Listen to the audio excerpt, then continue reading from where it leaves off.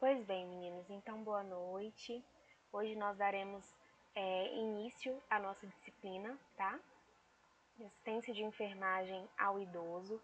Então nós faremos uma breve introdução, tá? À nossa disciplina, vamos entender alguns conceitos, vamos conhecer a realidade dessa assistência aqui no nosso país. Fiquem à vontade para qualquer dúvida, tá? Vocês podem estar usando o chat, vocês podem estar digitando aqui que eu estou sempre acompanhando vocês, tá bom? Ou então podem ativar o microfone também, que eu estou aqui na escuta, tá certo? Fiquem à vontade, podem me interromper no momento da apresentação, tá? Não tem problema nenhum. Quero inclusive, né, essa participação de vocês, para que vocês se mantenham, né, interligados com a turma de vocês, com os professores, para que nós possamos manter esse vínculo. Então, fiquem à vontade para a realização de qualquer pergunta. Bom, vamos lá, meninos. Primeira coisa, tá? Todo mundo já está arrumadinho aí, sentou, pegou o caderno, é a aula, viu?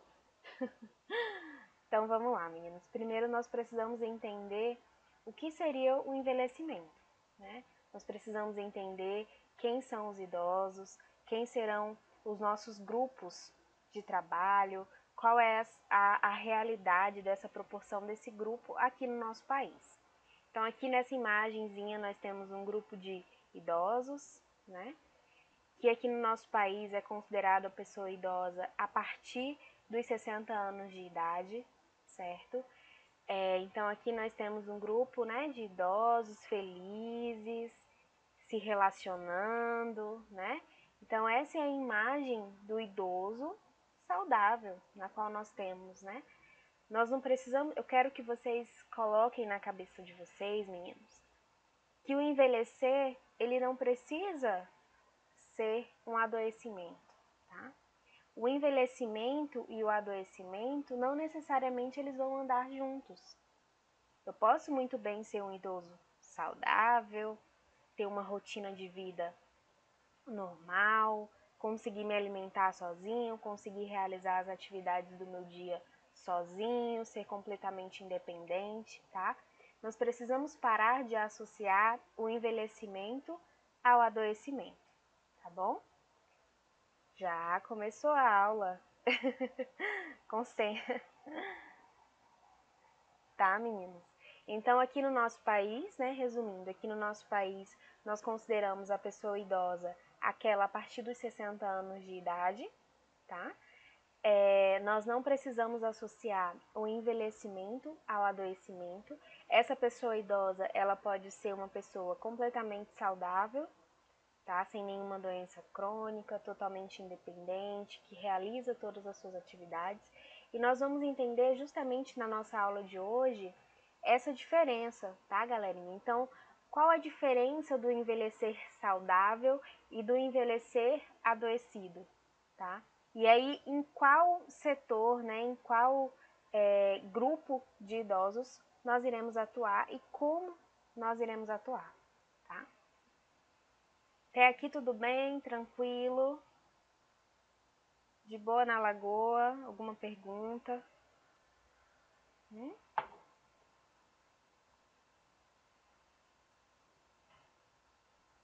eu só autorizar aqui uma entrada, tá, meninas? De uns alunos. Só um pouquinho.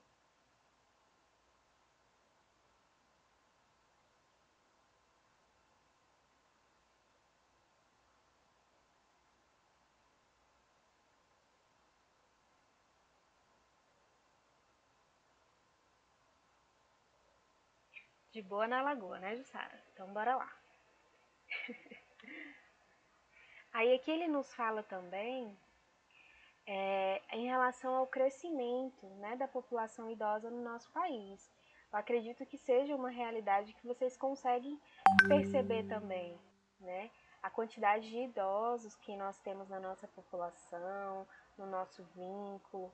Antigamente, vamos lembrar aí do tempo dos nossos pais, do tempo dos nossos avós, né? A população, ela dificilmente chegava aos 70, 80, 90, 100 anos. E hoje a gente já consegue observar esse aumento, né, do tempo de vida da nossa população. Isso é um fato muito recorrente, né? Eu penso assim, por exemplo, da minha avó que morava no Seringal, a família dela chegava assim nos 50 anos, né? 60 anos, no máximo, né? Hoje ela já está com 80. Então, assim, a gente consegue perceber o quanto a nossa população ela está envelhecendo, tá, meninas? Isso é uma realidade. E à medida que a nossa população envelhece, nós temos que nos adaptar a esse envelhecimento, não é? Se a nossa população ela está envelhecendo, eu tenho que dedicar a saúde exclusivamente aos mais jovens? Não, né? Se a minha população ela está adoecendo, eu tenho que dedicar boa parte da minha saúde aos idosos, à saúde do idoso, né? Então, por isso que essa é uma área de grande crescimento na área de trabalho, né? A gente consegue observar também muitas pessoas que estão se formando em saúde do idoso, cuidador de idoso, né? Para se dedicar exclusivamente ao cuidado dos idosos, enfim. Então, é uma realidade na qual nós conseguimos observar no nosso cotidiano, tá? E isso, pessoal, só tende a aumentar. Aí eu tenho uma pergunta. Exatamente, Jussara, né? A gente escuta muito, né? Eu escuto muito essas histórias, assim, da minha avó. Por exemplo, do que fulano morreu? Fulano morreu de... Não é macumba, de simpatia, né? A gente escuta muitas histórias de lendas, né? Então, eles não tinham muito conhecimento das causas das doenças, dos tratamentos, né? Então, assim, isso fazia também com que os recursos de saúde eram muito limitados, principalmente aqui na nossa região, né? Onde a maioria dos idosos vieram dos seringais, onde não tinha assistência médica, assistência de saúde, que eles precisavam se tratar com ervas, chás, né, baseado nesse conhecimento natural. Então, essa é uma realidade também na qual nós conseguimos observar com muita clareza. E aí eu tenho uma pergunta a fazer para vocês. Se a nossa população está envelhecendo, né, uma população que está envelhecendo, vocês acham que a tendência é ter um maior número, uma predominância para doenças crônicas? Quais seriam essas doenças crônicas? Diabetes, hipertensão, infarto agudo do miocárdio, né? Enfim, doenças crônicas, doenças Alzheimer, mal de Parkinson, né? Então são doenças crônicas. Ou vocês acham que tem uma maior predominância a doenças agudas, a doenças transmissíveis? Qual vocês acham que será a predominância do adoecimento da nossa população? O que vocês acham? Crônica ou aguda, se a nossa população está envelhecendo? Galerinha?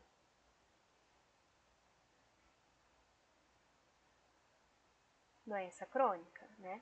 Então, se a nossa população... Muito bem, Andréia. Então, se a nossa população ela está envelhecendo, haverá uma maior predominância a essas doenças crônicas. E para isso nós precisamos nos preparar, né? Preparar as nossas equipes, preparar a nossa assistência, tá bom? Eu tô só seguindo, tá, meninos? Se qualquer dúvida, vocês podem perguntar. Se tiver muito rápido também, tá? Porque eu sou muito tagarela, né? Eu gosto de falar demais. Então, qualquer coisa, fala assim, professora, dá um tempo, tá bom?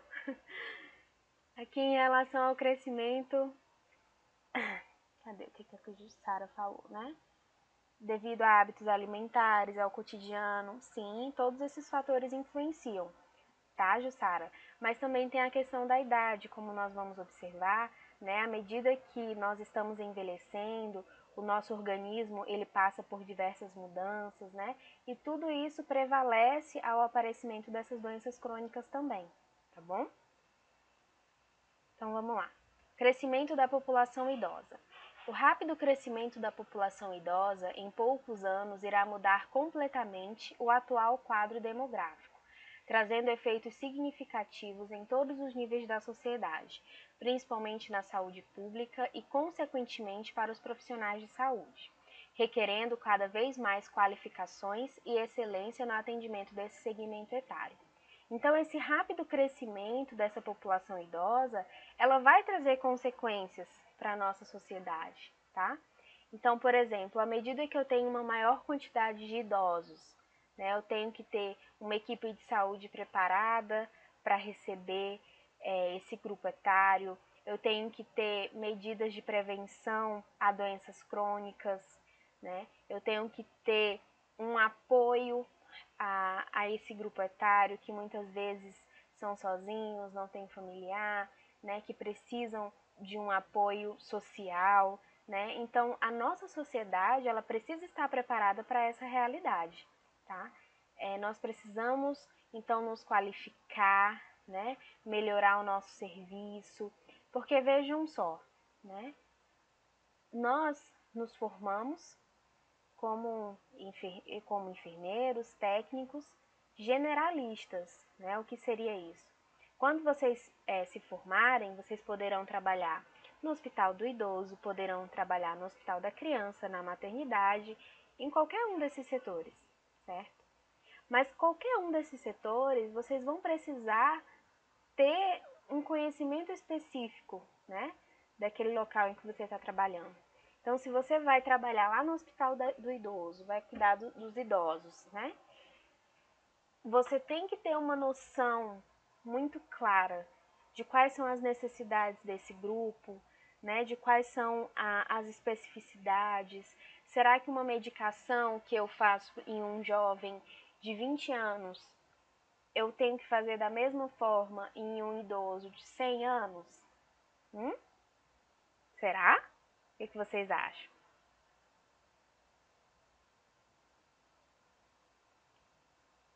Fernando, eu acho que vocês não conseguem me ver porque tá na apresentação. Tá? E quando tá no modo de apresentação, você tá conseguindo acompanhar? Não, tudo bem, pode perguntar, tá?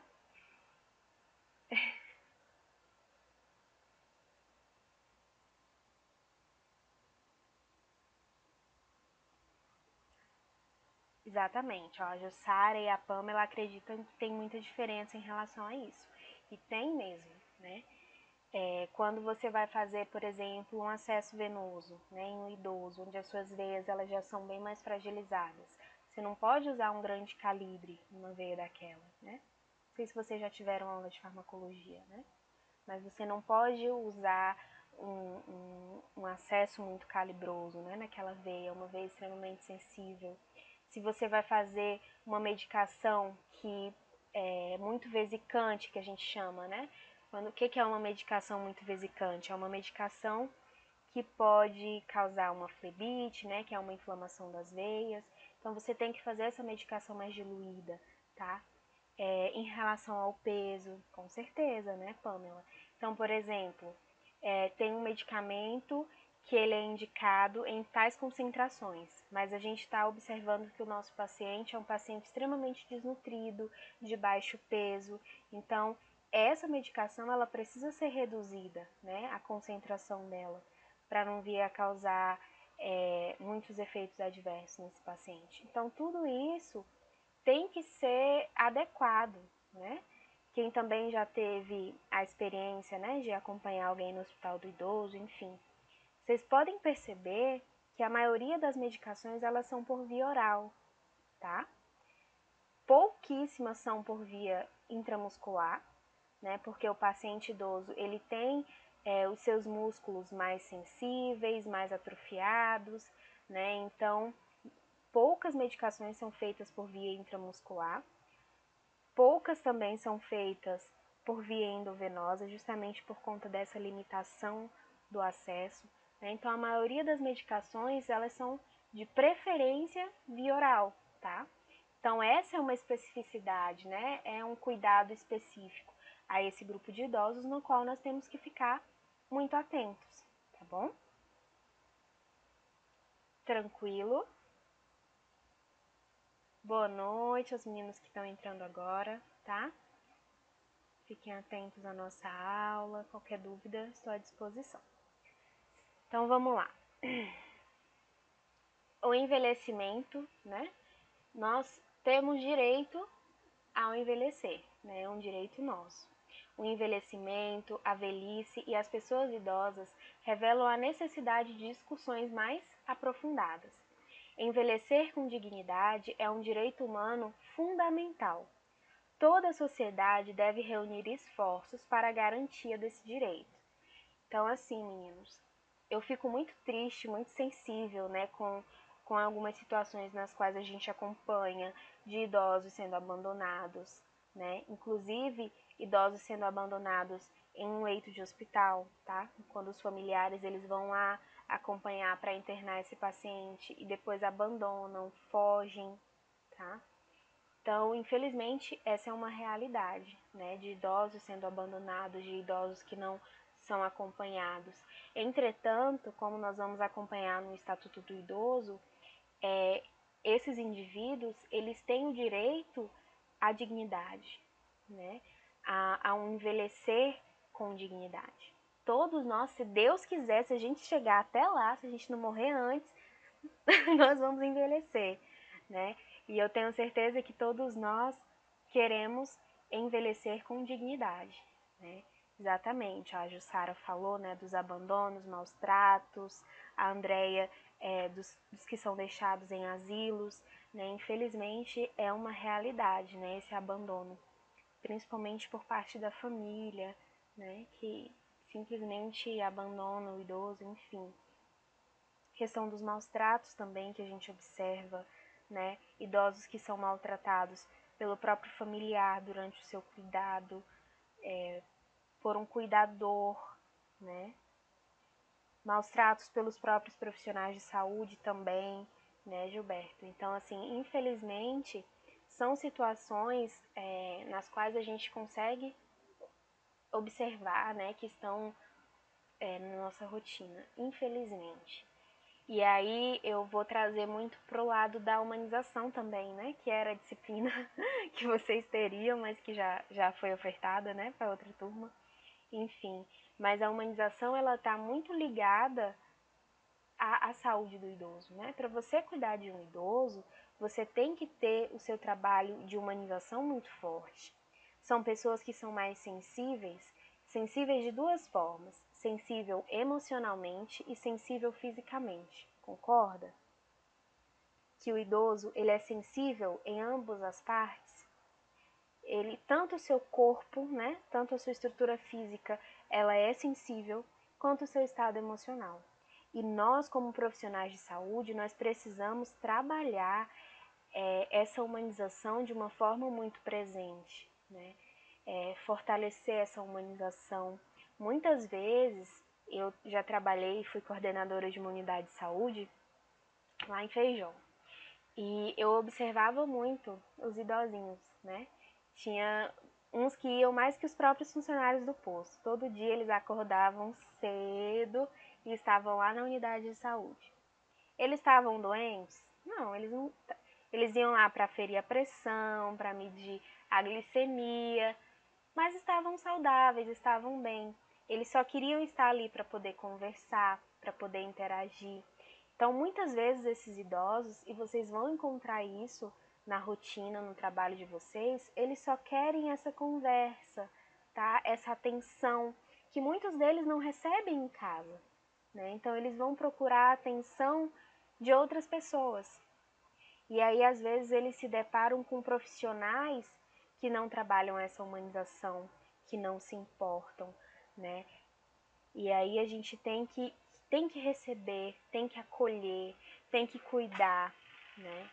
E quando aqueles pacientes estão internados também, a maioria daqueles pacientes que estão internados ali no hospital do idoso, são pacientes que estão internados ali, meninos, há meses, né? E vai muito da equipe essa criação de vínculo, essa interação, né, para poder trazer o conforto para aquele paciente. Muitos não vão nem sair dali, muitos terão a sua vida finalizada naquele lugar. E a criação de vínculo, né, com a equipe, o acolhimento, o idoso ele se sentir bem naquele lugar é muito importante, né, para o seu bem-estar e para o seu tratamento. Bom? Então, é um dever, né, de toda a sociedade garantir esse envelhecimento digno, tá? Então, aqui, vamos entender o que seria essa enfermagem gerontológica, né, enfermagem na saúde do idoso. É a prestação de cuidados ao idoso, tá? Baseada em diversas ciências correlatas à saúde biológica, psicossocial e sociológica. Então, essa ciência é uma ciência, né, a enfermagem gerontológica, a enfermagem na saúde do idoso, ela vai estudar justamente as diferenças desse grupo, tanto do seu lado biológico, né, as alterações biológicas que esses organismos possuem, as suas alterações psicológicas, as suas alterações sociais, né? Então, é uma enfermagem, é uma área da enfermagem, né, uma ciência extremamente específica a esse grupo e que vai estudar e abordar as diferenças desse grupo etário. A Organização Pan-Americana da Saúde define o envelhecimento como, né? Então, o que seria esse envelhecimento? É um processo sequencial. Então, nós vamos nascer, nós vamos crescer e nós vamos envelhecer. É uma sequência, né? Individual. Então, cada indivíduo terá o seu processo de envelhecimento específico. Acumulativo. O que seria esse acumulativo? Né? À medida que você vai seguindo a sua vida, você vai trazendo o acúmulo, né? Desde lá a sua infância até o seu envelhecimento.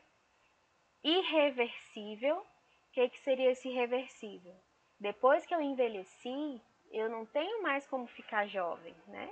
Eu não tenho como sair dos 70 para os 50. Envelheceu, envelheceu, tá bom? Universal. Então, esse envelhecimento, meninos, ele acontece desde a bactériazinha, tá? Até os seres humanos. Então, uma planta envelhece, né? Um cachorro, um gato, uma bactéria, um fungo. Todos esses seres vivos, eles passam pelo processo de envelhecimento. E não patológico. Vocês sabem o que é patológico?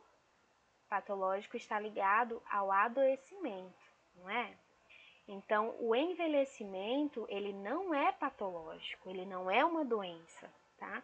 Então, os idosos não são doentes, é um processo fisiológico, é um processo normal do nosso organismo, né?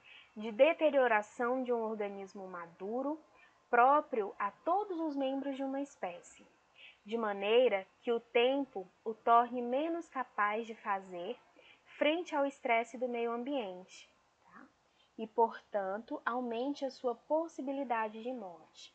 Então, vejam só, à medida que nós estamos envelhecendo, o nosso corpo ele fica mais limitado a algumas situações, né? Ele fica mais limitado na sua fisiologia, no seu funcionamento, tá? E isso aumenta, né, essa possibilidade, essa chance de morte, tá bom? Então, nós não podemos entender essa limitação como uma doença. Essa limitação, ela não é uma doença. Essa limitação, ela é extremamente normal ao envelhecimento, tá bom? Vocês entenderam essa definição? Alguém quer que eu repita? Ficou em dúvida em alguma parte?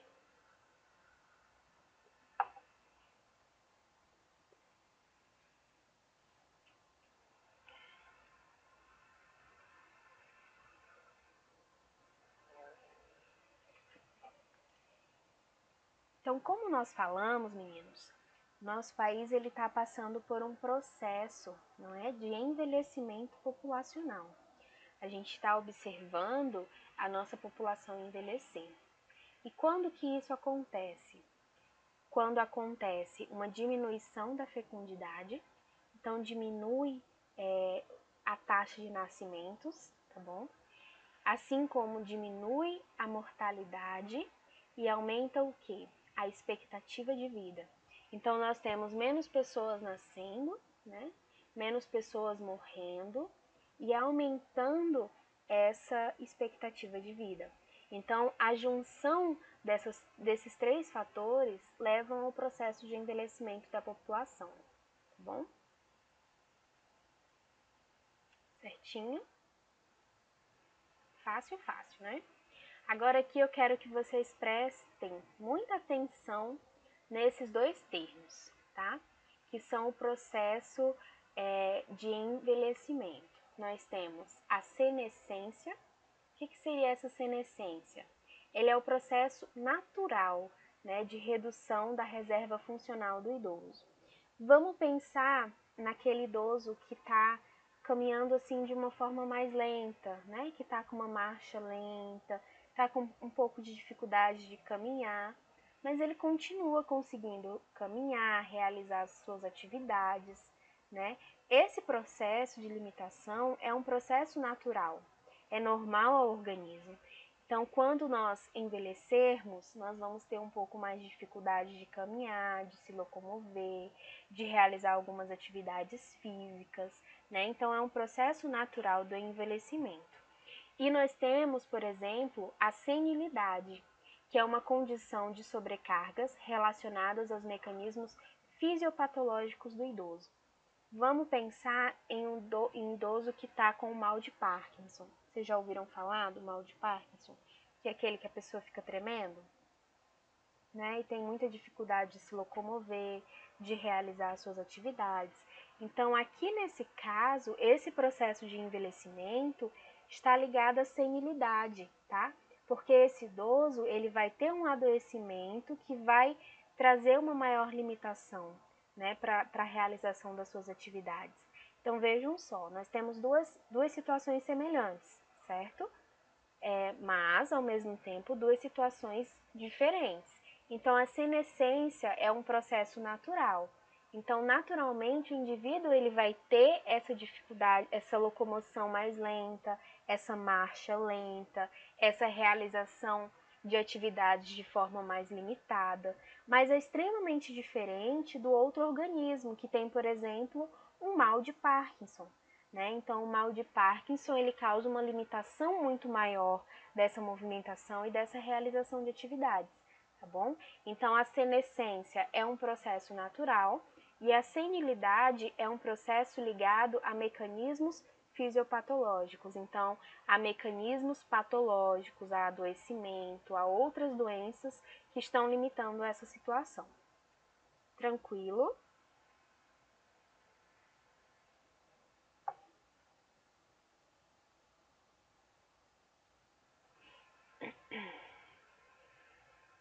Se tiverem alguma dúvida, podem perguntar, tá, galerinha?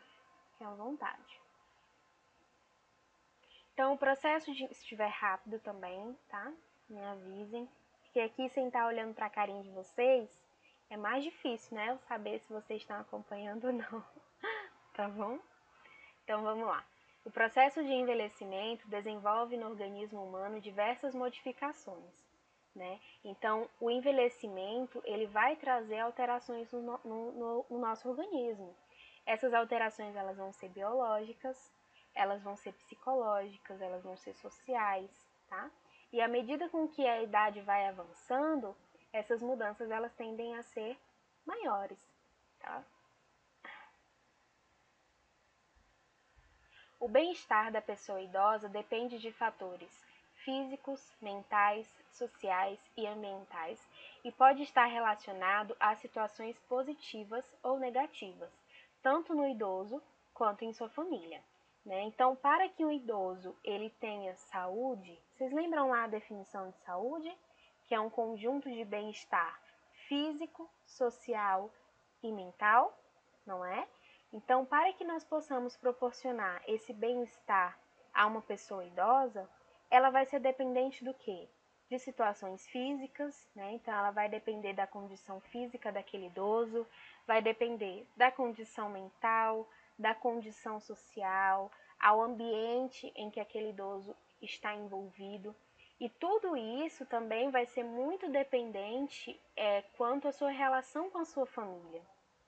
O idoso que não tem um bom vínculo familiar, que não tem uma boa estrutura familiar, ele se torna muito mais sensível, né, ao adoecimento, ele se torna muito mais susceptível porque ele não tem um apoio dentro de casa. Concordam? né? Então pensem só em um idoso que mora sozinho, que não consegue caminhar direito. Esse idoso vai conseguir se alimentar, vai conseguir tomar banho direito, vai conseguir realizar as suas necessidades de forma adequada. Se ele passar mal, né, se ele se sentir ruim, ele não consegue procurar de uma forma adequada uma assistência médica, né? Então ele fica muito mais, digamos, abandonado, né? Então, para que o idoso ele tenha esse bem-estar, é muito importante o apoio e o vínculo familiar durante esse envelhecimento, tá bom?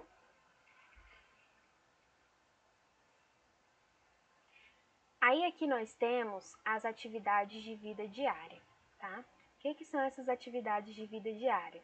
São as atividades que nós realizamos no nosso dia a dia, não é? Então a gente come, a gente caminha, a gente toma banho, não é? São as nossas atividades do nosso dia a dia, tá? Trabalha, estuda, enfim.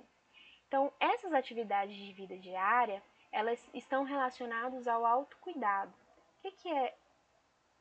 Sim, Jussara, a gente tem um grande número, tá, de depressão em idosos, justamente por conta ligada, né, a esse abandono familiar, tá? E aí vamos lá, né? Essas atividades de vida diária, elas estão relacionadas ao autocuidado, tá, meninos? O que é esse autocuidado? É você cuidar de si mesmo.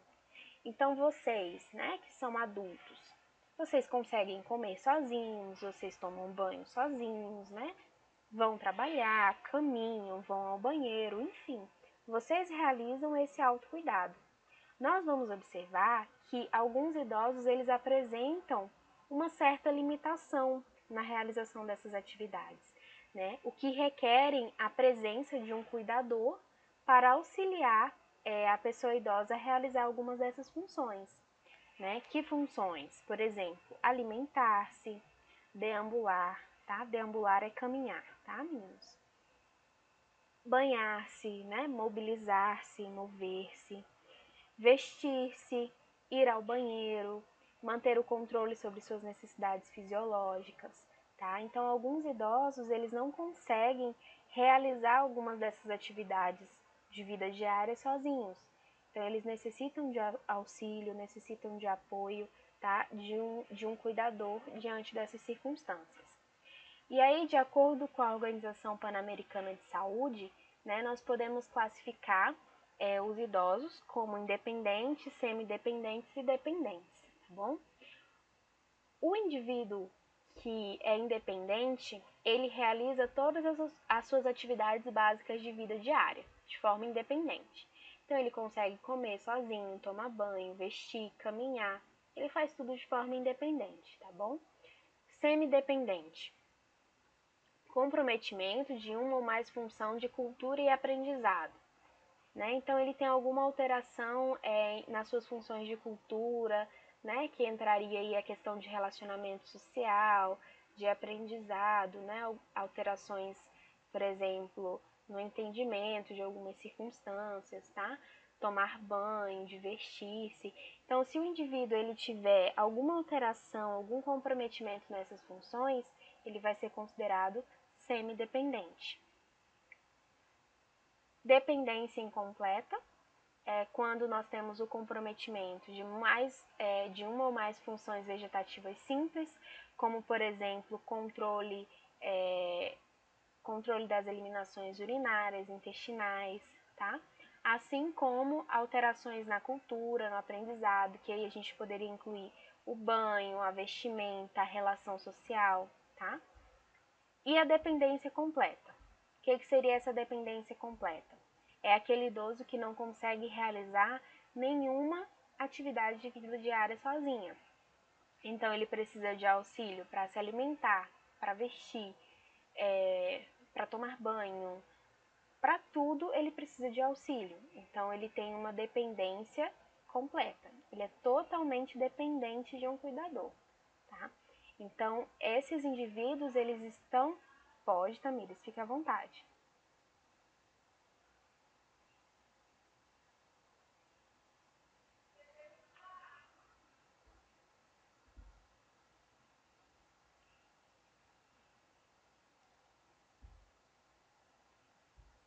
Pode falar, Tamires. Deixa eu ver se eu consigo abrir aqui pra ti. Mas é você que tem que... Eu não consigo ativar, é você que tem que ativar.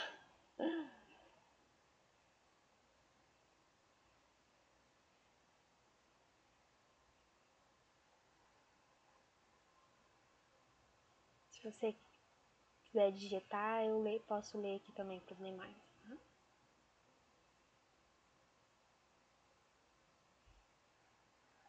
Ela saiu para entrar de novo. Então tá, meninos. Qual a necessidade, né, de vocês classificarem esse organismo como dependente, independente? Vê se dá certo agora, Tamires.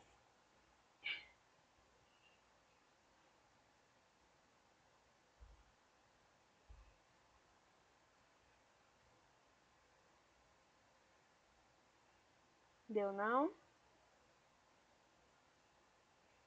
Tá bom, então. Né? Então, qual a importância de vocês entenderem, né, esse grau de dependência?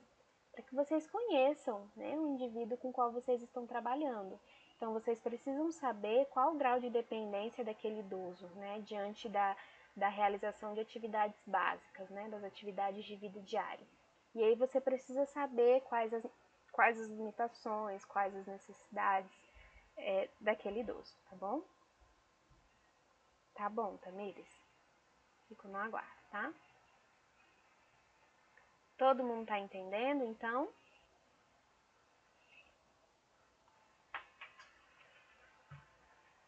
Então vamos lá.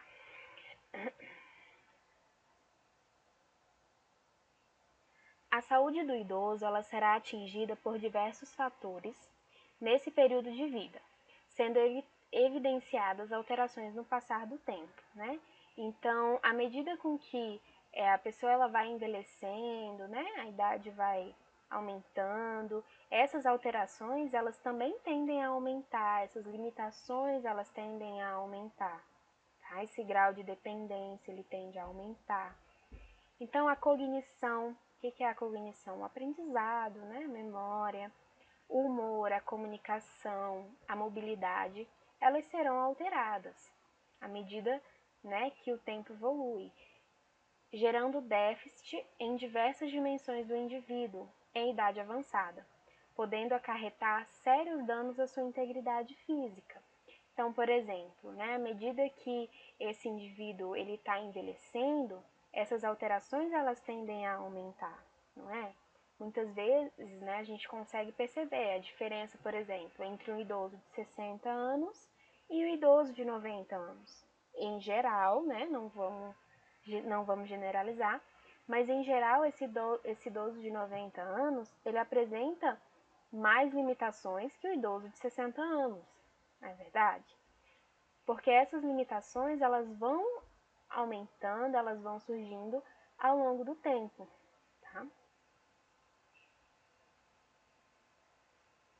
As síndromes geriátricas que estão relacionadas às incapacidades no idoso, elas devem ser analisadas por um profissional de saúde no intuito de instituir uma terapêutica, né, um tratamento para essas incapacidades, que seja adequada tanto para o indivíduo quanto para a sua família.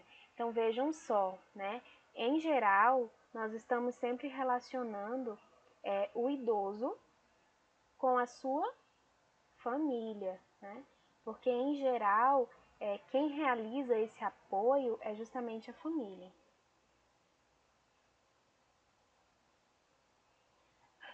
A Jussara disse, né, que tem um tio que passa o dia sem conversar, né, com as pessoas que convivem.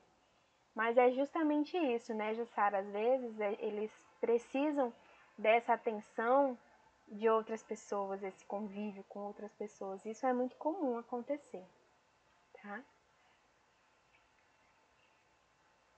Então aqui eu trouxe algumas alterações para vocês, tá? Só para apresentar a vocês, nós vamos ter outras aulas onde nós vamos estudar, melhor, tá? Essas alterações. Só um pouquinho. né? Então, nós temos alterações de memória, de função executiva, tá?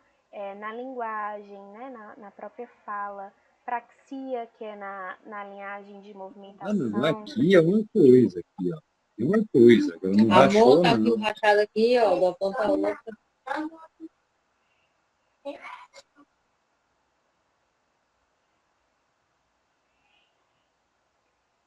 Então, essas alterações, em geral, elas podem estar ligadas à memória, tá, meninos?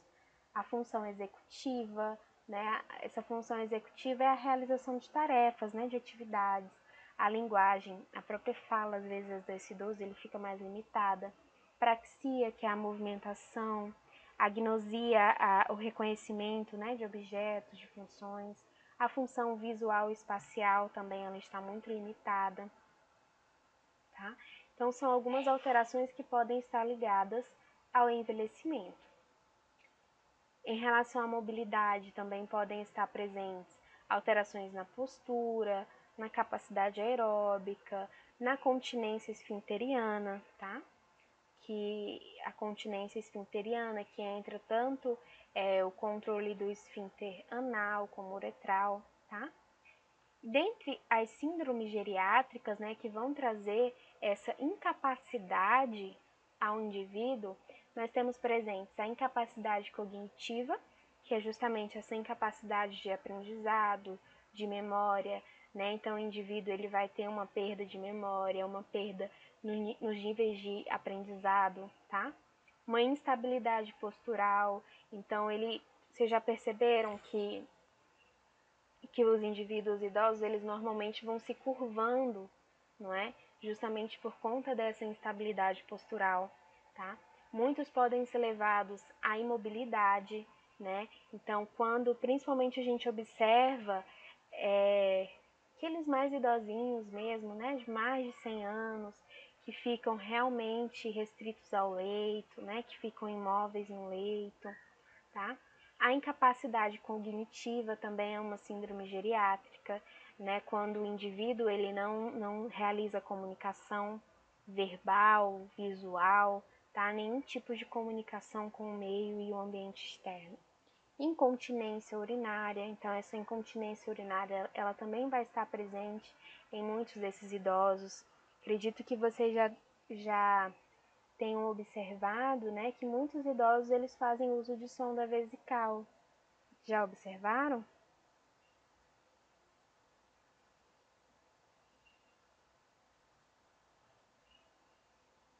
Sim, Tamires, se é um idoso que deambula, né, ele consegue caminhar, mas ele não consegue fazer as suas necessidades, ele é considerado um paciente semidependente, porque ele apresenta, né, algumas limitações de realização das suas atividades, tá?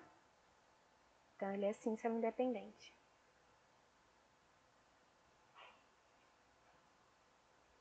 O idoso totalmente independente é aquele que vai realizar, né, todas as suas atividades. O semidependente ele já vai apresentar, né, algumas limitações, né? Certinho até aqui? Tranquilo, né?